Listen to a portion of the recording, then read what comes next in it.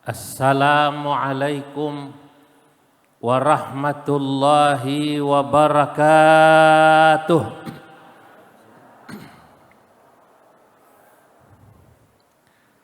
Alhamdulillahilladzi faddala al-ulama bisyarafil izzi was-safa wa asyraqa qulubahum wa uqulahum bi anwaril baha. Wassalatu wassalam ala sayyidina wa habibina wa syafi'ina wa maulana Muhammadin sayyidil anbiya wa imamil atqiya wa mir'atil awliya wa yambu'i ulumil ulama wa mu'tamadi futuhil awliya wa ala alihi wa ashabihil asfiya wattabi'ina lahum bi ihsan taraku lana ma'arifahum wa turrathahum al-gharra wa tharra.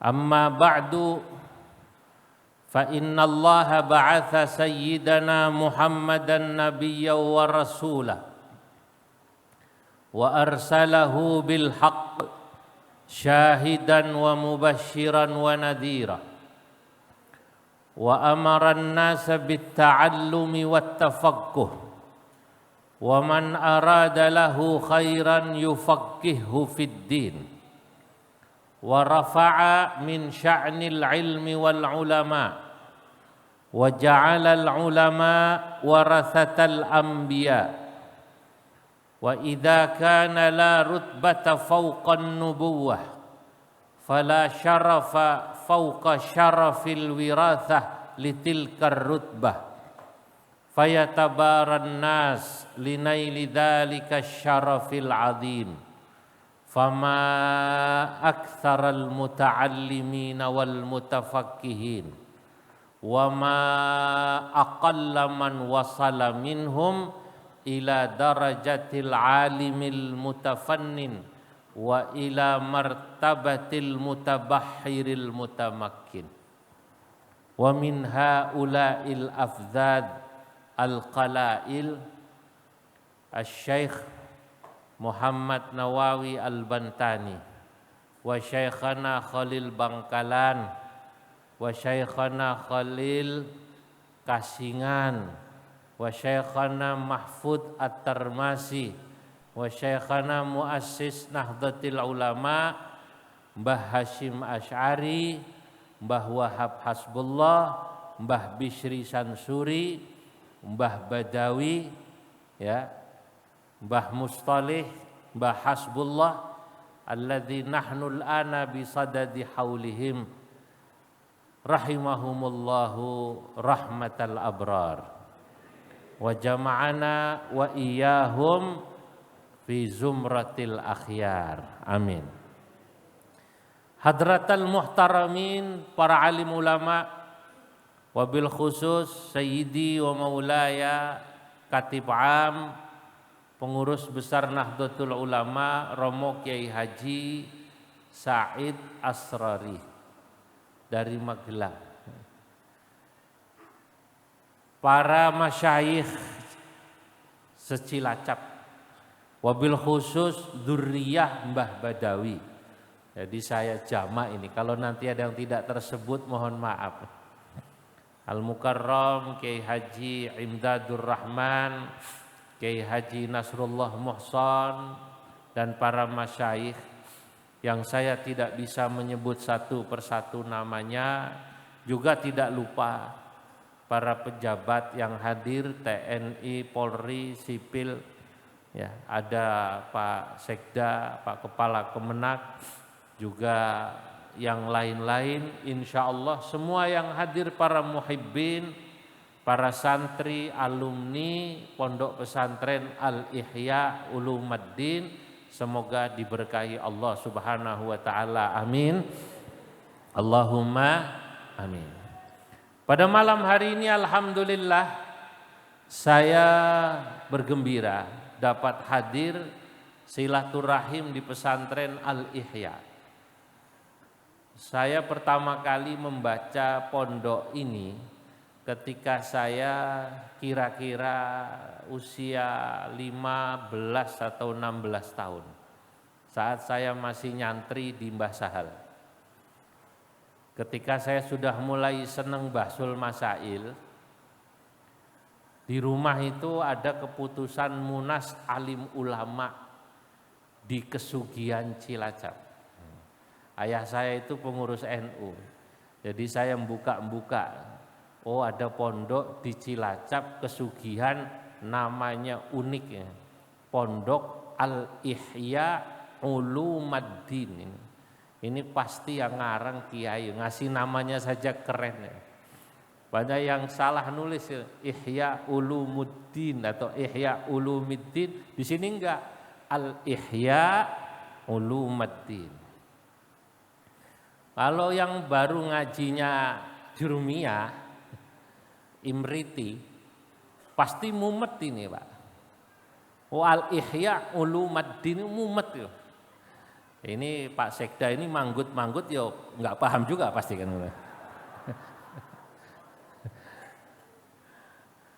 Lah inilah nahwu ya.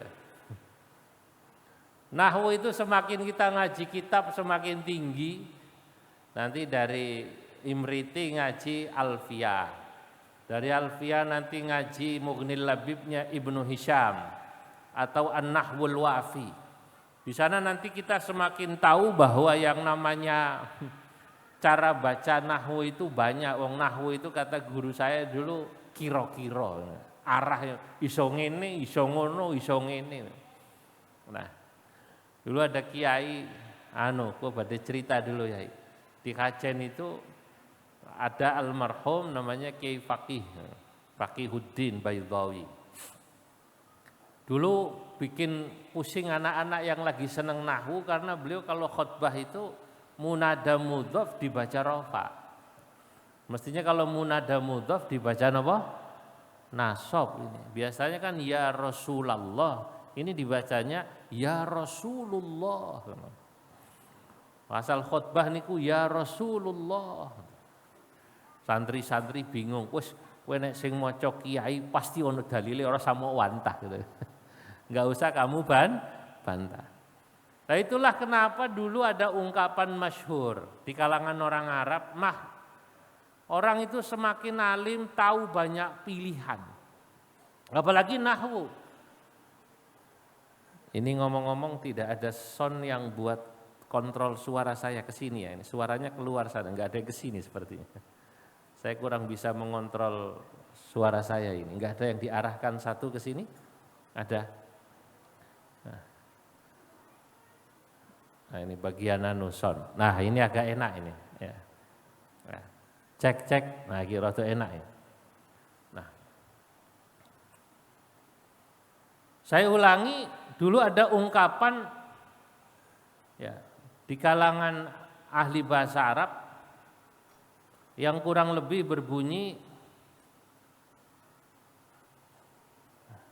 laulal hadzaf wat taqdir la'alimal atau la fahiman nahwal hamir. Nahwu itu kalau tidak ada hadzaf dan takdir kayak Al-Ihya Ulumaddin pasti kan ada takdir itu, ada yang dibuang. Apa yuhyi Al-Ihya yuhyi Ulumaddin.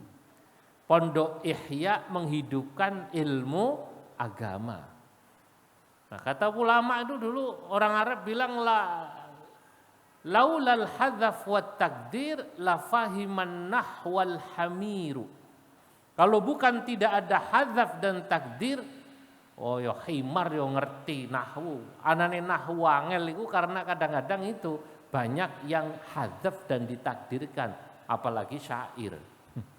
Walaupun ini saudara-saudara, para rawuh, para hadirin, saya yakin Mbah Badawi sebagai muassis pondok ini yang kurang lebih kalau pakai hijriyah sudah hampir 1 abad ya, kalau pakai masehi ya berapa tadi 96 8 ya 8 tahun. Beliau yang paling tahu kenapa pondok ini diberi nama Al-Ihya Ulumuddin. Saya tidak membahas nahunya, tapi tadi saya tanya pada Romo Yai Imdad sebagai mata rantai sanad paling dekat dari Romo Yai Mustole, kenapa pondok ini diberi nama Al-Ihya Ulumuddin. Beliau matur karena dulu Mbah Badawi ngawase kitab Ihya. Nah, kitab Ihya kita tahu adalah salah satu masterpiece, kitab unggulan yang ditulis oleh Al-Imam Al-Ghazali. Nah, kitab Ihya, saudara-saudara, ini kitab yang luar biasa. Kitab yang satu sisi mendapatkan pujian dari para ulama, tapi juga ada yang mencela. Lu jangan salah. Orang yang tidak senang tasawuf, nopo malih nu tiang-tiang Wahabi, tiang-tiang Salafi, itu sampai mengutip pandangan seorang ulama, ada yang menisbatkannya pada Imam Ibnul Jauzi. Wes, ini kitab Ihya buah. Itu lebih sopan daripada suruh bakar. Nah, saudara-saudara, karena mereka memang ngajinya hanya membaca sekilas. Wong Imam Ghazali ini kan lengkap antara syariat maupun tarekat, bahkan hakikat. Nah, makanya orang-orang yang mencela ini mungkin tidak pernah ngaji tarekat dan hakikat, tidak pernah ngaji tasawuf, makanya kemudian pada kitab Ihya dianggap sesat. Tapi orang besar katanya cirinya itu justru ada yang kontra, sehingga ada ungkapan niku dalam bahasa Arab, ya, idza ta'arada firrajuli al-madihu wal qadih fa'lam annaka tatakallama fi syakhsin kabir. Apabila ada seorang tokoh yang di sana satu sisi ada yang memuji, tapi sekaligus ada yang mencela, ada yang pro, ada yang kontra. Imam Ghazali niku yang pro banyak karena kitab Ihya-nya, yang kontra ada. Sami kados almarhum Gus Dur. Leres nggih? Wah, Gus Dur itu yang pro banyak, Gus Durian, yang kontra wonten apa mboten? Banyak. Yang tidak suka dianggap wong salam mau dirubah. Gus Dur riyen pidato ten gereja, ceramah di gereja. Nah, nek Banser baru jaga gereja diprotes. Leres? Lah Gus Dur bukan jaga gereja, pidato ceramah nang gereja. Lah kalau orang itu kan kata yang kontra, yang protes, ceramahku nang pondok hall. Mau ceramah kok di mana? Gereja. Banyak dulu tuh, termasuk ya kiai-kiai kita banyak yang kemudian protes. Tapi ketika beberapa kiai matur pada Mbah Kiai Haji Ali Maksum, gurunya Gus Dur, Rais Am PBNU, Mbah, niku kok Gus Dur ceramah pidato di gereja. Lu apik no? Apik no? Loh kok saya Mbah? Lah iya, kapan meneh pendeta-pendeta iku wong Kristen mendengarkan penjelasan Al-Qur'an dan hadis nek ora ana kiai diundang ceramah ning gereja. Masya Allah. Niku ingkang matur bukan kiai kaleng-kaleng, yang menjawab, yang membela Gus Dur siapa? Rais Am PBNU Mbah Ali Maksum. Sayang sampai sekarang saya belum pernah diundang ke gereja gitu. Duka nek Kiai Said. Lah, kembali pada nama Ihya Ulumuddin niki, Imam Ghazali niku diprotes. Tapi yang protes sama yang mendukung, banyak yang mendukung. Karena kitab Ihya ini ada yang protes, ada yang mendukung, berarti kitab ini banyak mendapatkan perhatian dari orang banyak dan Imam Ghazali merupakan ulama besar. Sehingga ada seorang penyair, seorang ulama dalam syairnya menggambarkan wong sing nglawan Imam Ghazali, orang yang mengkritik Imam Ghazali akan kitab Ihya-nya itu seperti perumpamaan kambing yang bertanduk, wedhus sing duwe tanduk nabrak batu gunung. Kira-kira sing menang batu keras batu gunung nopo tanduk wedhuse? Hah? Watune nopo tanduke? Batunya. Tanduknya patah. Kanatikhin sakharatan yauman liyuf liqaha falam yadurha wa auha qarnahul wa'alu. Orang yang mengkritik kitab Ihya perumpamaannya seperti seekor kambing yang memiliki tanduk.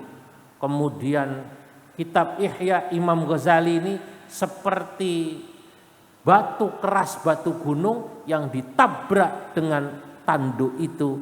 Saudara-saudara, bukannya kemudian batunya yang pecah tanduknya. Inilah kitab Ihya. Maka panjenengan sami Masya Allah alumni Pondok Al-Ihya Kesugihan ini, insya Allah saya yakin Mbah Badawi sebagai muassis yang kita hauli sekarang itu sudah menghitung ketika beliau memberi nama pondok ini dengan nama Al-Ihya, pasti tafaulan mengambil berkah dari nama kitab Ihya Ulumuddin. Lah dulu kitab Ihya dipuji. Orang yang sudah ngaji kitab Ihya merasa hidupnya hidup. Nah, hidupnya hidup. Maksudnya apa? Hatinya itu tenang. Bahkan kesusahannya hilang. Nah. Bi ihya ulumiddin tahya qulubuna wa yakshifu anna humman hammana wa ghumumana. Bi ihya ulumiddin, dengan mengaji kitab Ihya Ulumuddin tahya qulubuna, hati kami menjadi hidup. Wa yakshifu anna kurbana, wa humumana, dan kemudian kesulitan kami, kesusahan kami jadi hilang. Lah sakniki jenengan sami. Insyaallah orang yang ngaji di Pondok Al-Ihya ini, baik ngaji torekohnya, ngaji di pesantrennya, termasuk di seluruh yayasan tadi yang jumlahnya ada pinten niku 41, juga sama, moga-moga alumni Al-Ihya yang sekolah di sini, mondok di sini, kuliah di sini diparingi berkah Gusti Allah. Allahumma amin. Mugi-mugi rezekine barokah. Saged tindak haji ke Mekah, bisa merasakan nikmatnya tawaf di Ka'bah, sa'i di Safa Marwah, ziarah ke makam Nabi di Madinah. Niki berkah, Pak.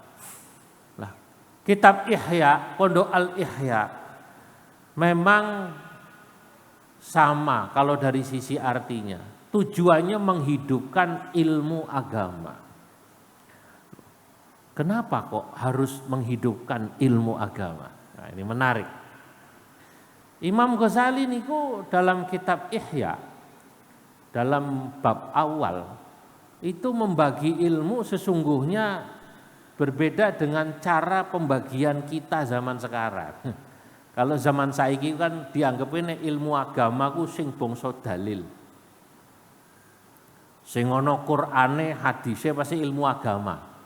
Terus kalau belajar matematika Belajar fisika, belajar biologi dianggap tidak ilmu agama, Kiai. Lo ngapunten, dulu zaman kula dados santri itu cara pandang saya juga begitu. Nek nilai matematikane 5 wis ora apa-apa. Ora dadi pitakon kubur, ngoten. Dianggepe iku nek matematika 5 atau fisikanya merah itu ora apa-apa. Ora dadi pitakon kubur. Akhirnya apa? Santri itu kemudian malas belajar ilmu yang dianggapnya tidak ada dalilnya. Yang dihafalkan ya sekedar ilmu yang pasti ada jurusannya sama maca kitab lah. Ini sesungguhnya justru kalau Imam Ghazali dalam kitab Ihya tidak begitu membagi ilmu. Nah, saya ingin kita coba kembali pada kitab Ihya. Bagaimana kitab Ihya mengajarkan pada kita ilmu itu apa? Kitab Ihya mengatakan bahwa ilmu itu secara umum dulu dibagi menjadi 2. Al-ulumu an-naqliyah. Yang pertama, ilmu yang dasarnya adalah Quran, hadis, dalil nakli. Yang kedua, al-ulumu al-aqliyah. Ilmu yang dasarnya akal. Nah, dulu matematika, fisika, ilmu falak, nah itu termasuk kan al-aqliyah semua. Olahraga itu termasuk al-aqliyah karena dalilnya bukan langsung Quran hadis. Tapi menurut Imam Ghazali, apakah ilmu yang langsung dalil Quran hadis yang disebut al-ulumun naqliyah niku atau al-ulumul aqliyah kalau membuat seseorang kemudian menjadi memiliki sifat khasyah, rasa takut kepada Allah, itulah semuanya disebut al-ulumus syar'iyyah, disebutnya ilmu syariat. Sinau matematika, sinau fisika, belajar kedokteran, kalau kemudian membuat itu membantu dia menjadi taat kepada Allah, disebut ilmu syariat. Wong Imam Ghazali niku keren, Pak. Alhamdulillah tahaddus bin nikmah kula niku hampir 7 tahun maos kitab Ihya. Saderengipun niki disuwun Mbah Yai Khatib Am menemani beliau di PBNU jadi waketum niki. Sebelum jadi waketum saya itu menikmati nulis kitab, maos kitab. Saat ini niku Masya Allah, palingnya nulisnya syair sambil jalan ngoten niku. Nah, dulu saya baca kitab Ihya ini rutin setiap malam Selasa dan Rebu. Lah Imam Ghazali ini keren, pengetahuan kedokterannya hebat. Dan memang ulama-ulama dulu begitu, ya paham ilmu kedokteran, paham ilmu fisika. Contoh mawon contoh niki, kula ambil contoh. Kata Imam Ghazali dalam Adabut Ta'am bab ma'em nih. Wong kuwi nek bar ma'em bengi, orang kalau habis makan malam kata Imam Ghazali, apike mlaku. Bagusnya gerak jalan supaya ora dadi penyakit. Loh. Kama qalahul atibba. Lah ini. Kalimat Imam Ghazali sebagaimana saran para dokter. Lu berarti kan Imam Ghazali belajar ilmu kedokteran, Pak. Kata Imam Ghazali kalau Anda habis makan malam atau malam itu makan, jangan langsung tidur. Tapi jalan. Kama qalahul atibba, sebagaimana dikatakan oleh para dokter agar tidak jadi penyakit. Loh saat ini kan betul loh. Kata dokter nek bar makan malam terus turu wis isine penyakit gula. Leres apa mboten? Kencing manis ya. Macam-macam. Logis, Pak, masuk akal. Kenapa? Antara input yang masuk ke dalam tubuh kita dengan yang dikeluarkan untuk energi tidak seimbang, akhirnya numpuk dados penyakit. Lalu beliau menjelaskan li'annal laila, kalau masih ingat kalimat tentang Ihya. Li'annal laila madzinnatus sukuni bi khilafin nahari fa innaha madzinnatul harakah kata. Karena kalau malam itu umumnya orang langsung diem istirahat. Makanya sampean panjenengan Anda kalau habis makan malam kata Imam Ghazali jalan.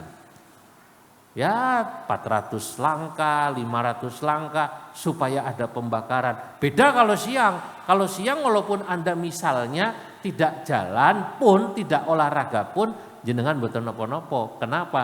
Karena siang itu madinnatul harakah, biasanya orang itu bergerak.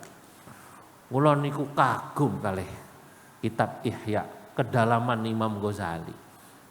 Nah malah yang saya heran itu santri-santri zaman dulu kula niku nganggep ilmu agama sing bangsa tulisannya Arab. Akhirnya orang kita sing dianggepe ngomong Arab ilmu agama semua. Contohnya niku tiang tindak haji. Supir ten Arab niku Pak Sekda itu semua gamisan, Pak. Supir-supir taksi kan gamisan, kemudian pakai udeng-udeng, latihan Cilacap niki. Pas diajak ke Tanim, supire niku kan damel napa? Gamis sama sorban, Masya Allah. Nang Arab itu kiai dadi supir ya. Nang Arab katanya kiai dadi supir. Ngomongnya Arab, Masya Allah. Amin, amin, amin. TV ono berita pembawa acara pakai ayuhal musyahidun al-kiram wal-an hayya bina amin amin. Oh, tiang Indonesia kan ngaten nek Arab niku Pak polisi dianggapnya nek ngomong Arab kabeh dianggapnya apa? Dongo tiang Indonesia niku. Dianggapnya semua kiai. Lah akhirnya tadi mengecilkan pelajaran-pelajaran umum seperti tadi, padahal tidak. Ada cerita. Ada ya kiai kampung lah, ustadz kampung. Motornya mogok kiai.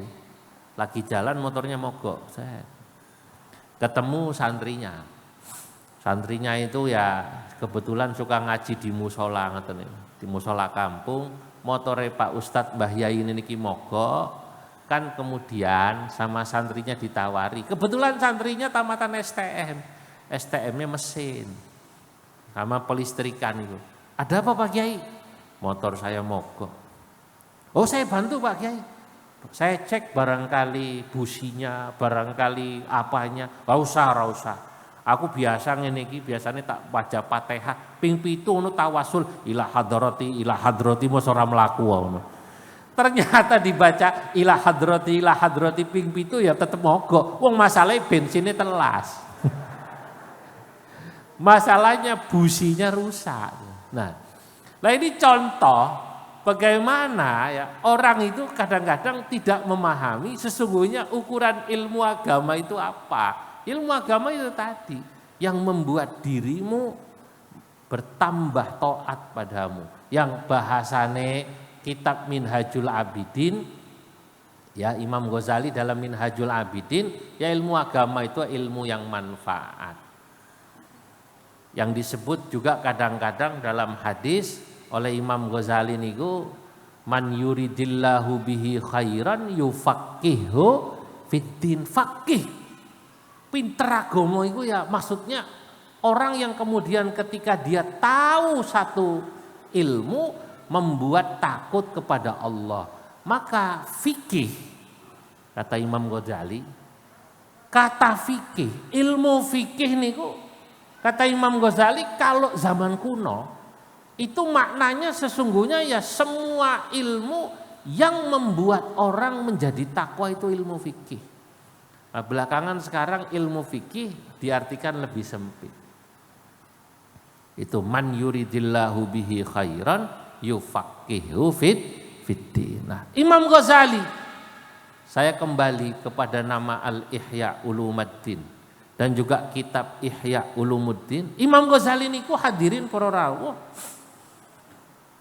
dikritik oleh sebagian orang, dianggap tasawuf niku torekoh itu membuat orang Islam jadi malas. Wah itu contohnya gara-gara ngaji tasawuf, gara-gara belajar torekoh, maras luru kerja. Loh keliru. Ini keliru harus diluruskan. Justru orang kalau sudah ngaji syariat dan juga ngaji torekot, tasawuf sebagaimana yang diajarkan Imam Ghazali, kesadaran cinta agama termasuk keseimbangannya muncul. Saya pernah baca sebuah tulisan ditulis oleh tiang Arab. Nama bukunya, judulnya kurang lebih Hakadha Dhahara Jilu Salahuddin wa Hakadha Adatil Quds. Buku ini ditulis oleh Dr. Majid Irsan Al-Jilani, ada juga yang membaca Al-Kilani. Masya Abdul Qadir niku nisbate kadang-kadang dibaca Al-Jilani bil jim, kadang-kadang dibaca dengan Al-Kilani. Dua-duanya menurut para ahli penisbat itu benar. Lah, dokter ini menulis sebuah disertasi atau tesis, saya lupa ya, yang menjelaskan peran Imam Ghazali, juga peran Syekh Abdul Qadir Al-Jailani, sehingga membuat yang namanya Palestina yang bertahun-tahun dikuasai oleh tiang Nasrani itu bisa direbut kembali oleh Salahuddin Al-Ayyubi. Menurut niki ada dua tokoh penting yang membuat Salahuddin, menurut Dr. Majid niki Irsan Al-Kilani, kenapa kok Palestina? Saat niki kan Palestina dikuasai sama Yahudi malih. Dulu dalam sejarah Palestina niku nate dikuasai kalih Nasrani. Tapi direbut oleh Salahuddin Al-Ayyubi. Siapa tokoh yang berpengaruh membuat Salahuddin Al-Ayyubi saged merebut kembali Al-Quds, Palestina, Masjidil Aqsa? Dalam kitab yang saya baca ini, nama kitabnya tadi Hakadha Dhahara Jilu Salahuddin wa Hakadha Adatil Quds. Dua tokoh yang berpengaruh merebut niku, pertama Syekh Abdul Qadir Al-Jailani, nggih, pendiri Thariqah Qadiriyah, dan kedua ternyata adalah Imam Ghazali. Loh, bagaimana caranya? Begini. Cara sederhananya ngaten, Pak. Cara sederhananya begini, Bapak Ibu. Pada masa itu, sebelum Salahuddin, 100 tahun sebelumnya, orang Islam itu mengalami kemunduran. Satu sisi ekonomi maju. Loh, tiang ekonomi maju niku Islam, kadang-kadang kalau tidak dibarengi dengan kecintaan pada agama, niku akhirnya moral tiang Islam niku turun, Pak. Lo jangan salah nih. Hari ini mohon maaf, kita orang Indonesia harus berbangga. Kenapa berbangga? Karena orang Indonesia itu tradisi keislaman itu saya kuat kok. Kemarin NU ten Banyuwangi niki Katib Amrawo niku sampai Pak Jokowi seneng loh mendengarkan Alfiyah dibaca. Tangannya ngate-ngate. Lagune niku lagu Jawa dengan ya. Kalau nggih mboten saged mengikuti itu, tapi saya lihat gaya musiknya enak. Tang ting dung mubtadaun zaidun wa adirun khobar ingkul tazaidun adirun mani tadar. Tapi musiknya itu enak. Saking senengnya itu Pak Jokowi kata-kata itu kok asiknya Alfiyah. Di Arab ini jadi trending topik. Saya dikirimi oleh sahabat ya, orang yang punya jaringan kuat di Arab, kirim WA ten kula, sret. Rupanya rekaman niku pas festival budaya seni Islam Nusantara di Banyuwangi yang dirawi dihadiri Pak Jokowi, yang kebetulan santri-santri di Banyuwangi baca Alfiyah dibarengi dengan pagar Nusa itu. Dan ini luar biasa jadi omongan. Ternyata bukan hanya di Indonesia viralnya, sampai di Timur Tengah mereka. Alfiyah ini ditulis oleh ulama asalnya Andalusia. Andalusia saat ini Spanyol, Pak. Tapi dalam tulisan itu nopo? Alfiyatu bnu Malik tuhyiha alfiyatu syababu nahdlatul ulama fi Indonesia. Kitab Alfiyah Ibnu Malik, tapi dihidupkan tradisi membaca dan menghafalkannya oleh ribuan anak-anak remaja Indonesia di bawah Jam'iyah Nahdlatul Ulama. Lo yang masih menghafalkan Alfiyah, Imriti, ternyata ya ribuan anak kita di Indonesia. Ini mohon maaf, rahasia tapi jangan ngomong-ngomong ya. Di Arab wis jarang, Pak. Asli jarang. Tiang Arab niku menawi ningali orang Indonesia kok mau salfiyah, kaget. Masya Allah, Masya Allah. Anta tahfadhuha, Anda menghafalkannya. Ayo. Mundu al-mutawassitah, kata saya. Dari saya kelas 1 sanawiyah. Sanawiyah ten mriki niku nek ten mriko disebutnya mutawassithah. Sebab nek ten mriki kalau di sini kita bilang sanawiyah, di Arab itu aliyah. Nah, sanawiyah kalau di Arab itu aliyah. Kalau di sini sanawiyah, di sana disebutnya mutawassithah. Dari kelas 1 sanawiyah lah kalau di sini saya bilang dari umur saya 12 tahun saya ngapalin alfiyah. Oh, Masya Allah. Lah, orang Arab sudah tidak. Apalagi Arab-Arab yang sudah mulai maju. Qatar, Uni Emirat Arab. Ini mohon maaf ya, saya sudah kedua negeri itu. Kulo niku pulang dari Afghanistan, mampir Uni Emirat Arab. Uni Emirat Arab, Masya Allah, sijine pakai gamis sorban, sebelahnya nganggone ngene iki biasa. Wah, kalau orang Cilacap itu pasti ngelihat orang begitu di pantai pasti astagfirullah, astagfirullah, astagfirullah, tapi terus dipandeng. Kira-kira 10 atau hampir 15 tahun lalu dalam sebuah forum bersama almarhum Pak Tarmizi Tahir, mantan Menteri Agama. Masih ingat ya? Almarhum Pak Tarmizi Tahir. Kenal apa mboten? Kenal apa tidak? Kalau saya alhamdulillah kenal dekat, Kiai. Karena istrinya Pak Tarmizi Tahir itu dengan nenek saya kebetulan sama-sama nenek-nenek.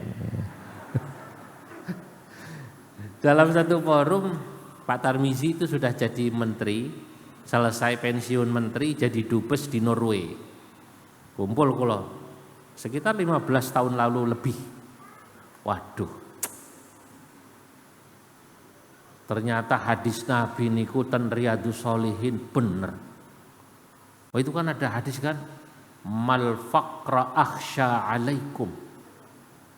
Bukan kemiskinan yang aku khawatirkan menimpa kalian.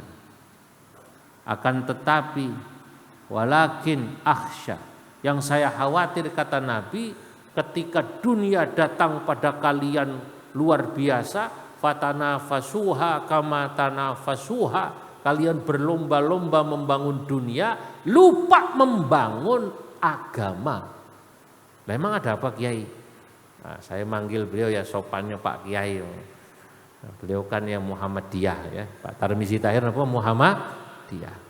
Janjane yang Muhammadiyah niku ya Kiai rada jarang, tapi ya NU iku apian. Oh, Indonesia itu memang kiai itu, ustadz itu murah. Nah, nek ten Arab niku Pak Sekda, ustadz itu artinya profesor. Nah, nek Indonesia itu bisa mimpin tahlil ustadz kok. Bisa ndonga no ustadz, sorbanan ustadz. Kadang-kadang ada satpam nopo polisi pakai serban langsung dipanggil ustadz. Pak D kula niku Pak Kiai Ma'ruf tahun ya 2000-an ada Syekhul Azhar datang ke Indonesia. Pak Kiai Ma'ruf menemani cerita pada saya. Wah, itu Syekhul Azhar bingung. Di Indonesia ada orang dikit-dikit, bagaimana Ustadz? Kabarnya sehat? Alhamdulillah sehat. Ustadz, bagaimana kabarnya? Lah Ustadz itu kalau di Mesir itu sesudah doktor baru al-Ustadz gelarnya. Ad-doktor, al-Ustadz, ad-doktor artinya profesor, doktor. Lah di sini orang dipanggil Ustadz, Ustadz, Ustadz. Lah Syekhul Azhar matur sama Kiai Ma'ruf, Kiai, Indonesia yakni katsir minal asatidzah, aywa. Indonesia ini profesornya banyak ya. Kata Kiai Ma'ruf belum tahu dia. Unang kene wong ngerti apa namanya pacai sorban dipanggil apa namanya? Ustadz. Nah, Saya bilang pada Pak Tarmizi, Pak Kiai Tarmizi, loh kenapa emangnya? Lah itu, saya itu menyaksikan betul apa yang dikatakan hadis Nabi dalam tadi, Riyadus Shalihin mal faqra akhsha alaikum. Oh pantas Kanjeng Nabi itu dulu bilang, saya tidak khawatir kalian itu fakir atau miskin. Walakin khasyitu an tubsata alaikumud dunya fatanafasuha kama tanafasuha. Yang aku khawatir itu ketika kalian mendapatkan materi atau dunia datang pada kalian brek, tapi tidak kuat pondasi agamanya, kalian berlomba-lomba membangun dunia, runtuhlah agama kalian. Loh, konteksnya apa Pak? Bapak bilang begini, saya itu mau balik ke Norway sebagai duta besar, mampir ke Uni Emirat Arab, transit. Pas transit saya di kedutaan, duta besar ngobrol sesama duta besar. Oh ini hari Jumat Pak. Iya Pak Tarmizi. Waktu jam 9 pagi gitu. Diajak ngobrol, ini mau sholat Jumat di mana? Ya terserah. Begini Pak Tarmizi, mohon maaf kalau nanti jenengan di sini jangan heran ya. Maksudnya apa? Di sini masjid besar-besar. Uni Emirat Arab itu besar-besar. Tapi mohon maaf jamaahnya mboten penuh, jamaahnya tidak penuh. Nanti jangan kaget, ternyata betul. Lah alhamdulillah nek ten Cilacap niki saya dengar Pak Sekda, Islam di sini kuat. Alhamdulillah. Katanya jangankan kok sholat Jumat, sembahyang subuh itu loh di musola katanya nggak muat sampai keluar-luar. Betul ya? Betul. Sendale. Dari wajahnya ini masyarakat Cilacap kelihatan rata-rata Al-Quran di luar kepala semua ini. Kepala di mana, Quran di mana. Nah, hadirin. Jadi fenomena semacam yang tadi disebut itu seperti Uni Emirat Arab, Qatar ya secara umum memang ekonomi maju, tapi menghafalkan alfiyah, menghafalkan imriti seperti tadi santri-santri Al-Ihya Ulumuddin, saya jamin di sana ndak ada kayak di sini. Makanya pondok Al-Ihya Ulumuddin ini saya katakan kita harus tetap jaga, kita doakan tetap merawat tradisi keislaman yang dulu dimiliki Arab tapi sekarang tetap dimiliki oleh tradisi di Indonesia yang luar biasa. Di sana sudah dikit. Lah itu kenapa dulu Salahuddin ya baru sesudah 200 tahun lebih Masjidil Aqsa dikuasai Nasrani, orang-orang Kristen bisa diambil alih oleh Salahuddin. Ternyata niki Kanjeng Syekh Abdul Qadir Al-Jailani merubah mindset cara berpikir dan berperilaku masyarakat yang pada masa itu satu sisi sudah mulai makmur, kaya, tapi agamanya keropos. Digambarkan dalam Tarikhil Arabi, Adabil Arabi, itu tiang-tiang pada masa itu kaya-kaya tapi senengnya nggih kafe, dangdutan. Dalam bahasa Arab disebut al-mujun. Apa namanya? Al-mujunus, nyanyi, dangdut pada Arab. Panggil artis. Jauh dari agama. Syekh Abdul Qadir Al-Jailani merubah perilaku mereka dengan torekoh. Lah Imam Ghazali yang kurunnya tidak jauh dengan Syekh Abdul Qadir Jailani merubah perilaku masyarakat yang sudah mulai rusak itu dengan menulis kitab Ihya Ulumuddin. Menggabungkan antara fikih dan tasawuf. Kata Imam Ghazali, kalau orang tidak, bagaimana mereka mau cinta agama kalau mereka tidak mengerti ilmu agama? Maka beliau fokus pada menghidupkan ilmu agama agar masyarakat mengerti agama. Kalau sudah mengerti agama, insya Allah cinta sama agama. Itu cara berpikirnya. Maka Ihya Ulumuddin, menghidupkan ilmu agama dalam rangka membuat masyarakat cinta sama agama. Kalau sudah cinta sama agama, insya Allah agama maju. Kan kalau agamanya maju, insya Allah negaranya juga akan maju dan aman. Bapak-bapak, ibu-ibu, coba panjenengan perhatikan. Niku santri atau masyarakat di mana mereka cinta sama kiai, itu pasti mereka yang cinta sama ulama, sama kiai, sama habaib pasti rajin ngaji. Lo sing cium tangan niku, tambung tangan nih kiai, nggih. Rata-rata saya mau tanya, tiang NU nopo mboten? NU apa bukan? NU. Kenapa yang santri? Yang hormat sama habaib, sama masyayikh kiai, NU apa bukan? NU. Kenapa ya? Karena sudah dicelup ten pondok niku ngerti ngaji agama. Wong begitu ngaji, pada tataran awal aja ngajinya taklimul muta'alim. Apa namanya? Taklimul muta'alim, diajari barokah. Kalau zaman alit niku diajari abah saya dari kecil, Pak. Saya diajari melihat, nek ono kiai ngaten niki minum Bismillahirrahmanirrahim. Niki contoh mawon nggih contoh. Itu abah saya bilang, iku lho.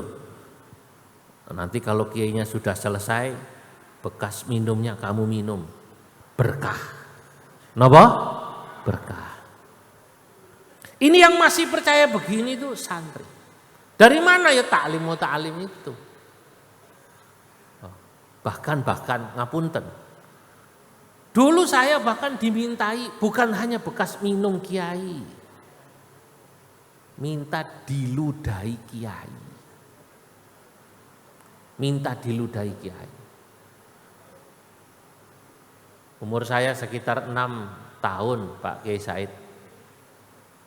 Saya oleh ayah saya itu diajak ke seorang kiai di kaki Gunung Slamet, arah Pemalang, namanya Moga, daerah Walangsanga.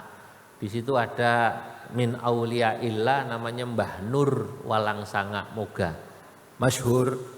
Niku Mbah Nur termasuk muridé buyut kula yang ada di Pemalang pinggir kali, namanya Mbah Dimyati Kedawung. Mbah Dimyati ini gurunya Mbah Mufid Pandanaran dan termasuk mertuanya, karena Mbah Mufid sebelum diambil mantu sama Mbah Munawir pernah nikah dengan mbah saya namanya Mbah Saadah. Itu Mbah Nur saya kecil, karena saya nggak ketemu Mbah Dimyati, ayah saya membawa ke Mbah Nur. Ya Allah, saya masih kecil, Pak. Kata ayah saya pada Mbah Nur, Mbah, niki nyuwun pandonganipun supados lare kula dados lare ingkang soleh, lare ingkang sae. Apa kata Mbah Nur? Ya wis kon mangap, wis kon mangap. Saya masih kecil, kata bapak saya, Zulfa mangap, saya mangap. Kalau mangap ngaten niku kemudian dibacain Fatihah. Al-Fatihah. Cuh. Kalau didoni niku Pak Sekda. Kata bapak saya, telen. Tak telen niku itu.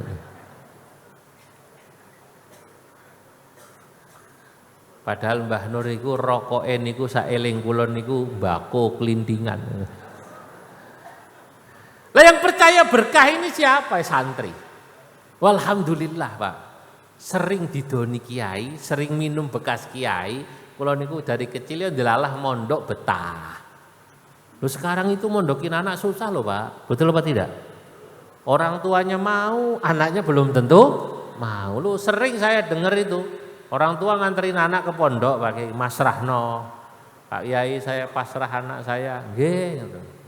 Udah pasrah, anaknya harus ditata, beli bantal, beli macam-macam. Orang tuanya terus mampir kemana, terus pulang. Sampai rumah, duluan anaknya nyampe. Lu kok sekarang gini? Bukan betah, Pak. Katanya. Masya Allah. Pengen punya anak yang soleh mondok, bukan betah nih ya Allah. Angel, Pak. Giliran mondok, kadang-kadang ten pondok niku nggih mboten ngaos. Ngentekno beras tok. karo gawe iler bantale ono gambar pulau Jawanya, wis ini ngiler. Lah, sekarang ini yang masih percaya begini ya NU. Loh di kota bekas minum kiai ngaten niki. Sekarang sudah kurang begitu laku kalau bukan orang NU, kalau bukan santri. Kadang-kadang bekas pengajian ini di masjid-masjid kota langsung kalau ndak habis dibuang, Pak. Kalau di sini kan pasti rebutan, saya tahu. Di kota itu mau diminum sama anak, misalnya namanya Bejo, sama temennya yang namanya Joko dilarang. Loh napa Jo? Wah bekas kiai berkah. Berkah apa kiai ini pengek begitu katanya. Kiainya buatuk. Nah, ternyata orang yang cinta ulama, cinta agama itu karena dia cinta sama ilmu agama. Itulah tadi yang dikatakan Imam Ghazali begitu dengan kitab Ihya-nya berperan menghidupkan ilmu agama.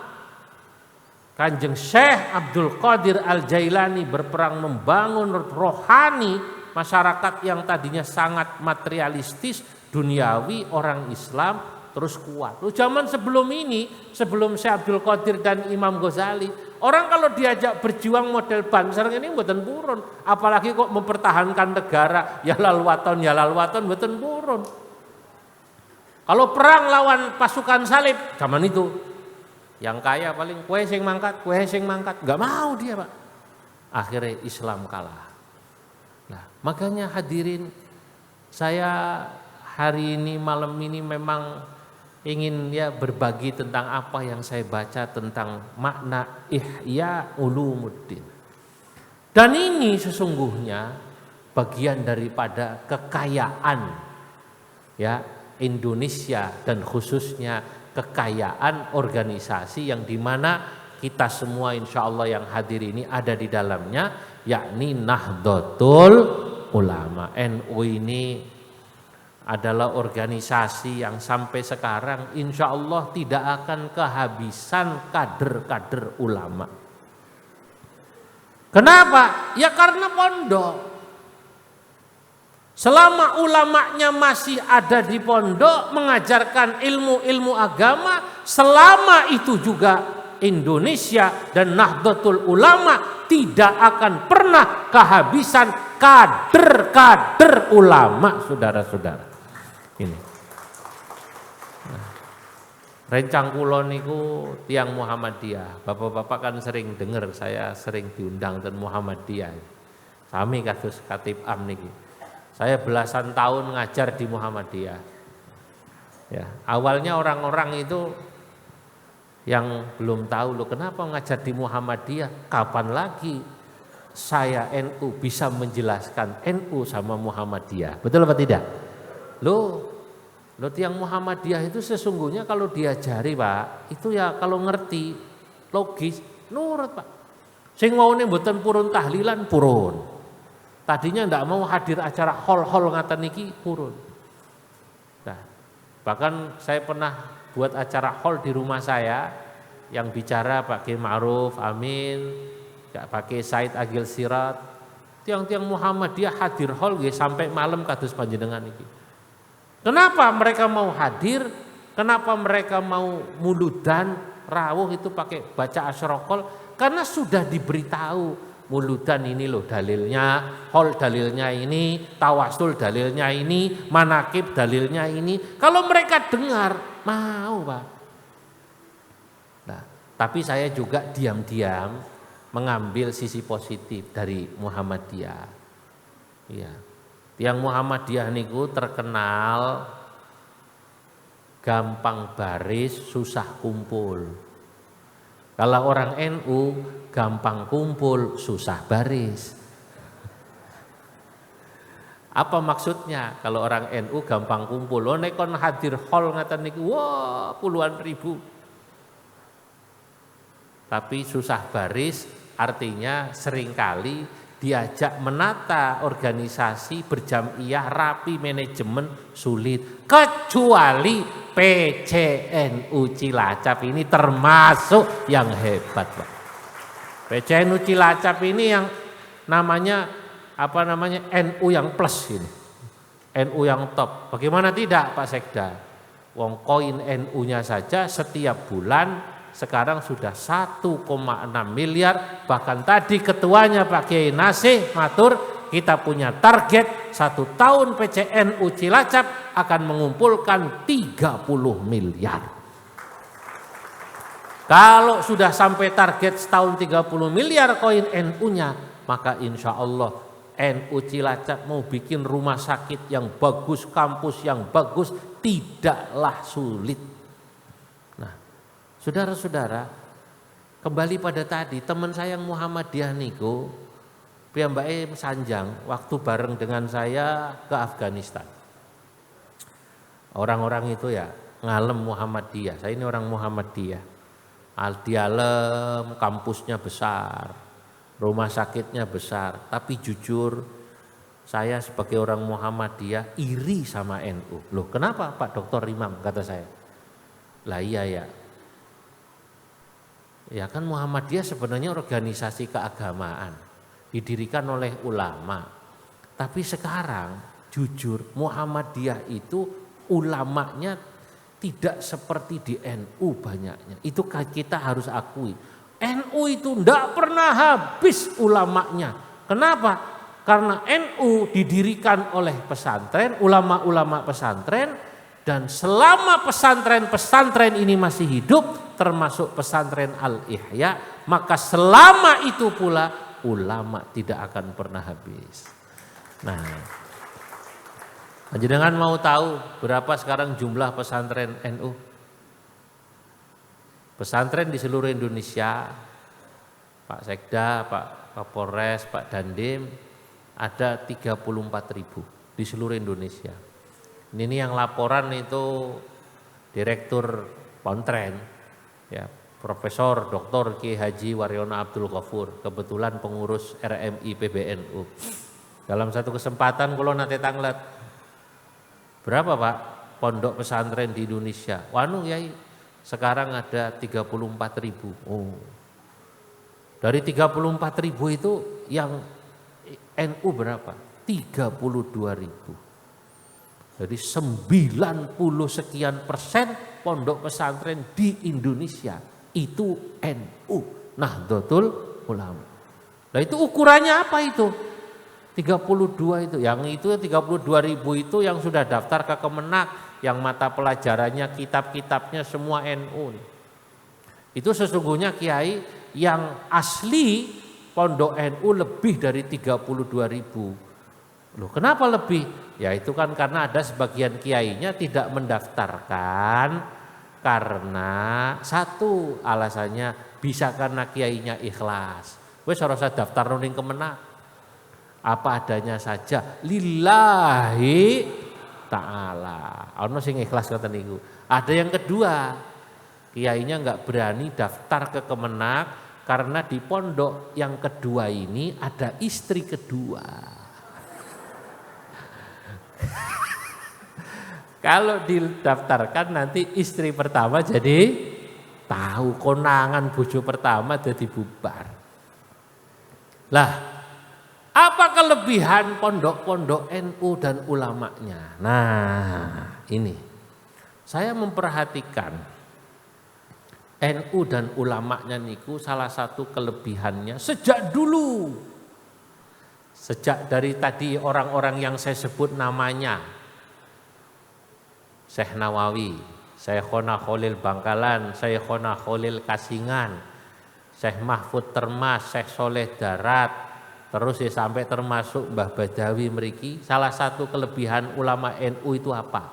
Ini supaya Anda bapak-bapak panjenengan tahu, satu, transmisi keilmuannya atau sanad keilmuannya, torekoh keilmuannya jelas nyambung. Iki santri ini sopo? Mbah Badawi santrinya siapa? Kan gitu kan ya. Mbah Mustoleh santrinya siapa? Oh Lasem.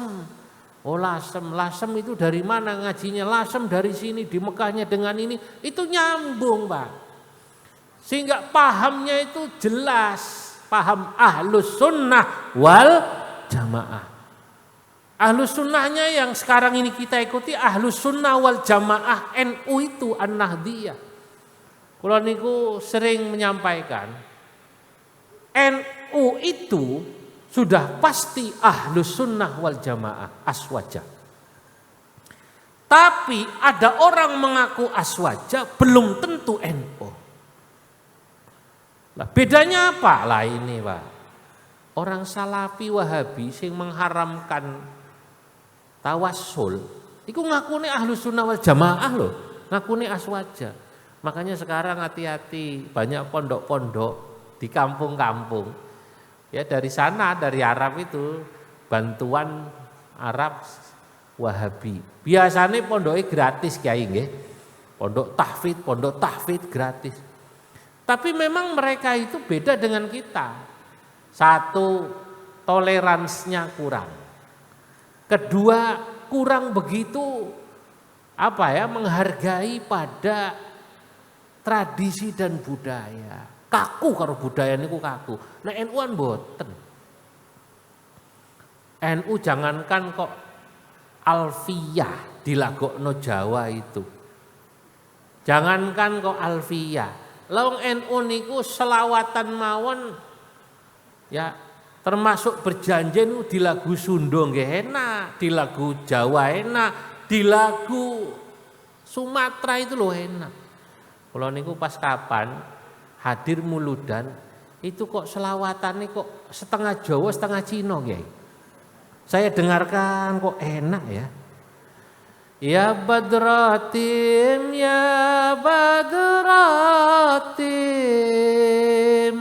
min haza kulla kamali mada yu'ab biru'an ula kamaqali. Ini kan kayak lagu Cina kata saya. Saya pernah ke Cina, saya cerita itu bolak-balik. Kalau teng Cina niku kaget wong adzan mawon lagune Mandarin. Lagune lagu Cina. Pas di daerah namanya Lancu. Kalau teng Cina ten Lancu, ten Ningsia. Kalau gak ada rencang, saya punya teman namanya Dr. Abu Bakar. Orang Cina asli Pak. Muslim di Cina hampir 40 juta. Di tempat yang saya datangi itu sahabat saya punya pondok namanya Raudhah Yasin. Santrinya itu anak-anak kecil tamat SD semua hafal Quran. Lah pas kalau Jumatan Pak Sekda, Pak Kapolres saya kaget. Loh ki adzan kok lagune kok asik Mandarin. Hayya 'alas salah, hayya 'alas salah,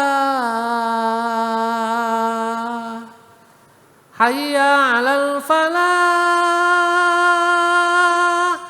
hayya 'alal falah. Allahu akbar, Allahu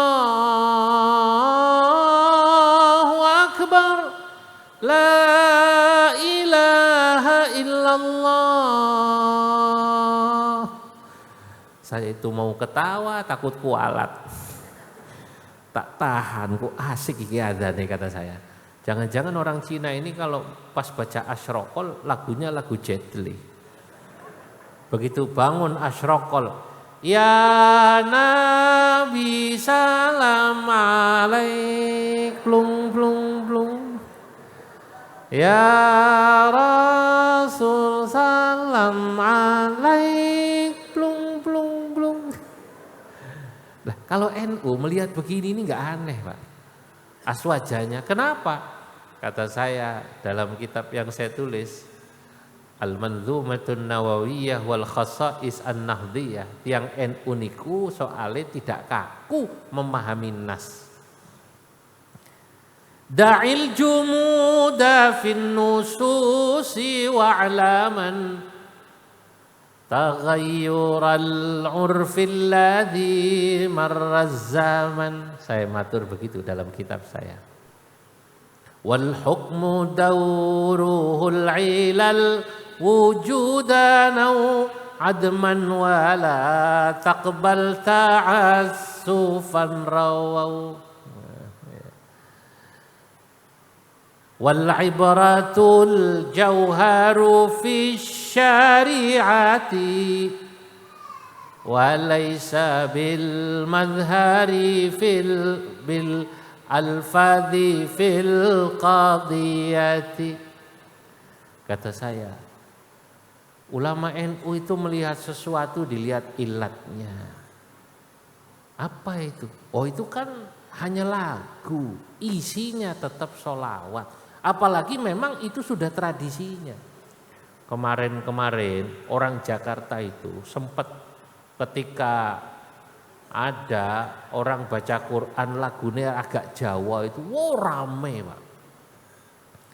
Saya hadir, kiai-kiai Jakarta yang agak keras, awalnya habaib, saya jelaskan, sampai ndak boleh marah. Wong memang tiang Jogja, tiang Jawa itu baca Quran ya begitu, saya kecil ya begitu. Yasin wal Qur'anil Hakim innaka laminal mursalin ala siratim mustaqim tanzilal azizir rahim. Lah memang begitu, itu sudah lahjahnya. Ya. Wong memang orang Jogja makanannya gudeg. Kalau orang Jakarta makanannya nasi uduk kan begitu. Udah beda. Lah yang bisa begini orang NU. Nah, orang NU kenapa bisa begini? Karena bacaannya luas. Ngajine hatam Pak. Dari mulai yang paling rendah jurumiyah sampai kemudian ngaji fikihnya madhab syafi'i dibaca semua, sampai madhahibul arba'ah, sampai tasawufnya. Orang kalau ilmunya luas, insya Allah moderat. Kata saya dalam kitab kula niku, wa man tawassa' fil ulumil mu'tadil wa kulli man tatarrafa asmah wa'tadil wa man tawassa'a fil ulum al mu'tadil. Orang yang bacaannya luas insya Allah mu'tadil, moderat. Makanya orang NU terkenal moderat, orang NU terkenal toleran. Kenapa? Bacaannya luas. Saya cerita Mbak Arwani niku hafal Quran, qiraah sab'ah. Pernah tahun 80-an ke Jakarta naik mobil, waktu itu paling hebat Call Station L300. Yang nyupir niku nggih rada anu lah Korea ngoten. Nek to tiyang pati matur Korea. Korea itu apa di sini? Ya agak preman gitu Pak. Bahwa Kiai Mbah Arwani sepanjang jalan dari Kudus sampai Jakarta setelane niku dangdut, terajana. Lah nek nasi daria masih lumayan ya Kiai. Terajana, dangdut, begadang. Tapi Mbah Arwani itu duduk di depan sambil wiridan, sambil maos Quran. Nggih mboten marah. Malah ada santrinya maklum, anyaran ngaji nih. Supirnya ditegur. Dul, kowe iku kira-kira kowe beto Mbah Arwani lho. Kamu itu nyupiri Mbah Arwani setelanmu kok dangdut. Nasi darian lumayan. Apa kata Mbah Arwani? Ulama NU ini Pak. Wis ora apa-apa. Enak dul, enak wis ora apa-apa. Sing penting kowe ora ngantuk, ora nabrak. Ya Allah, itu orang moderat. Kenapa? Ya karena beliau tahu masyarakat itu kata orang Madura cemacem tak iya. Masyarakat itu apa? Cemacem tingkatannya. Wadah sing alim lho. Kanjeng Nabi niku riyen kalau kepanggih orang yang alim, ngajine yo sing dhuwur-dhuwur. Kalau yang datang itu awam, datang pada Kanjeng Nabi, ya Rasulullah, dullani ala amalin yudkhilunil jannah. Ya Rasul, tunjukkan saya satu amalan yang membuat saya bisa masuk surga.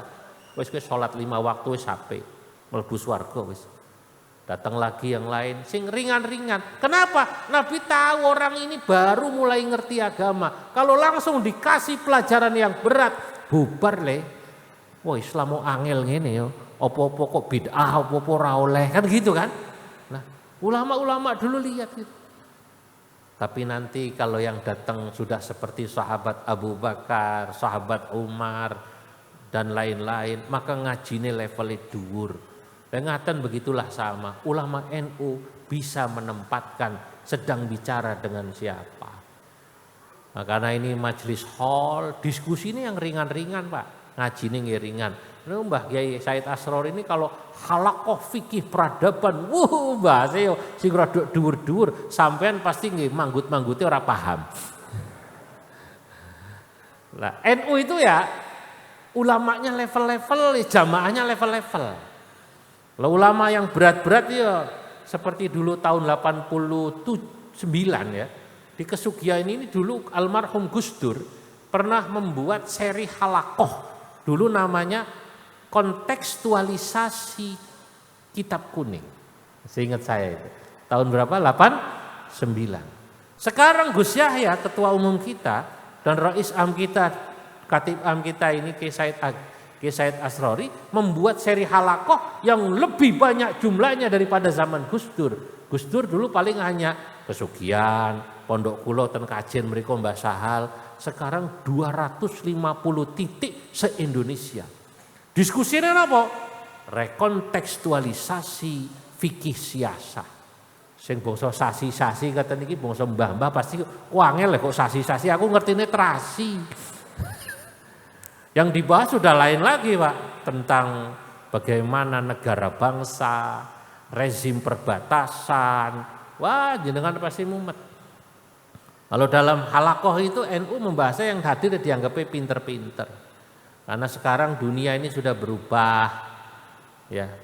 Dulu orang Cilacap cari ikan sebelum tahun 45 sampai Australia tidak ada yang nangkep Pak. Sekarang yang meriki sampai mereka kira-kira masuk perairan Australia ditangkap apa tidak? Tangkap. Loh, saya sudah pernah ke Australia 2 kali dengar cerita mbuh bener mbuh boten niki Kiai. Tiang Madura niku nyari ikan sampai Australia, ditangkap polisi perairan Australia Pak polisi. Loh, Anda ini melanggar wilayah batas kita, kami Australia.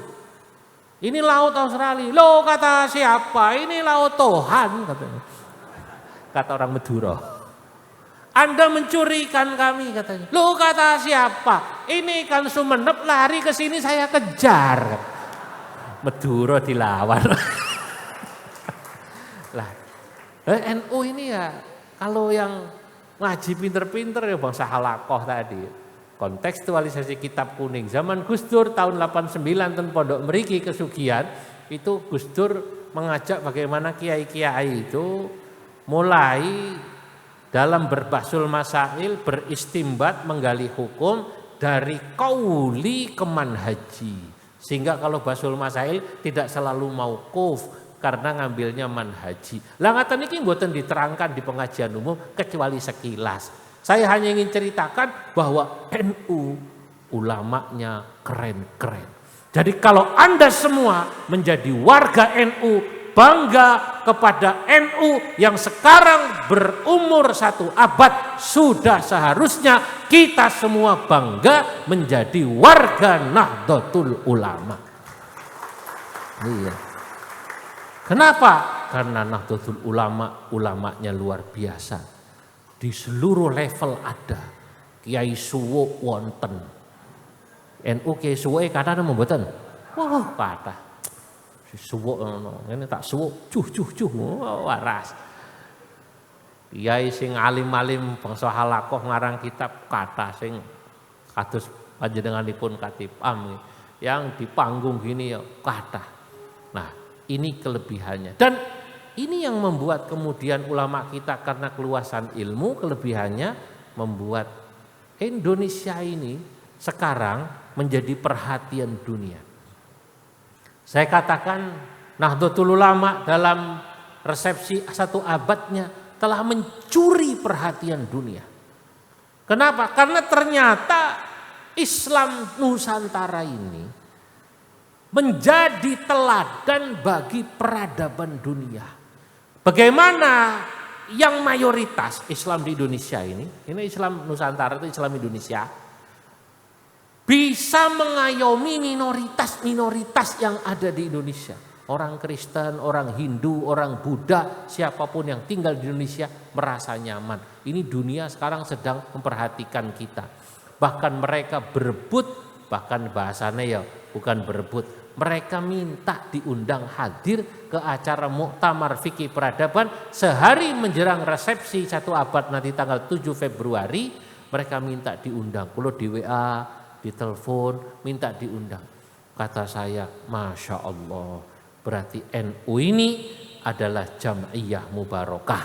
Monggo kita sami yang hadir, warga NU, santri Al-Ihya, yang bisa hadir ke Sidoarjo untuk datang ke sana mendapatkan kubral barakah, istilahnya barokah yang besar, monggo rawuh di sana.